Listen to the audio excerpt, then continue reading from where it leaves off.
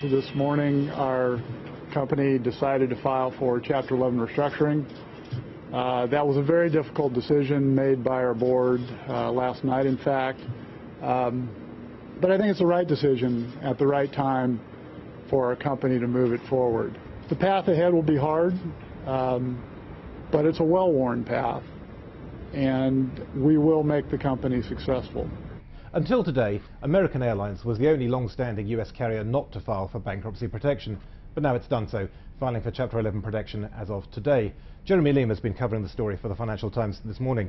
So, Jeremy, we heard there Tom Horton, the new chief executive of American, talking about this being the right decision for the company to move forward. Why has he said that? Well, American Airlines has been struggling for some time. In the early part of the 2000s, most of its peers filed for bankruptcy protection, which enabled them to reduce their costs very significantly, and have since those airlines have returned to profitability and been quite successful. American, on the other hand, has had a much higher cost base. It pays its workers much more. They have much better benefits, and as a result, it's struggled to gain any traction in the latest economic cycle. So actually never having filed for protection was a real handicap to the company until now? Yes, perversely so. So now it's going to go into Chapter 11. What difference is that going to make? Well, it depends who you are and where you sit. If you're a customer, the airline assures you that it's not going to make it very much different at all. They're going to continue operation, flights will be running as usual, its systems will be operating as normal. If you're an investor, your shareholding has essentially been wiped out. If you're a creditor, you're going to have to fight your way through court processes to get your money returned to you. And if you're a worker or employee at American, it's going to be a very difficult process for you. You're going to see your benefits and wages cut. The equity value had already shrunk to some very low amount, hadn't it? I mean, there wasn't a lot of equity value left in the company, was there? Yes, I mean, it's been under the share price has been under assault for literally a year.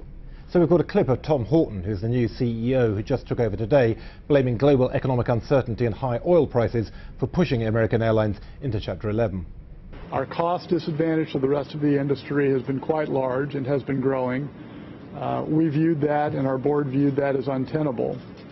But at the same time we were grappling with that and trying to resolve that in a consensual fashion, we also were dealing with a very uncertain global economic climate and high and volatile oil prices. So Jeremy, what do you make of that? Well, there's some truth to that, certainly. Oil prices are much higher now than they were at the start of the year. The economic environment is very uncertain, and there's some concern that that's filtering over into lower demand for travel. But to be honest, some of the problems that American has are of its own making. It has a problem on the cost side, but it also failed to perform particularly well on the revenue side. Other airlines have been much more successful at generating stronger revenues by consolidating into their main hubs. Americans try to do the same in its so-called corner post strategy, consolidating around 5 main hubs. But about a year into that strategy, it hasn't really generated any revenue premium, and in fact the revenue performance at American is slightly worse than many of its peers. And what about the effect on the rest of the industry then? Is this going to help the rest of the industry, or actually make life more difficult for Americans' competitors? Airlines have never really made any money.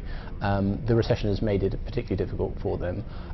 But there is some thought process. Some people out there think that this bankruptcy process will help the industry more broadly.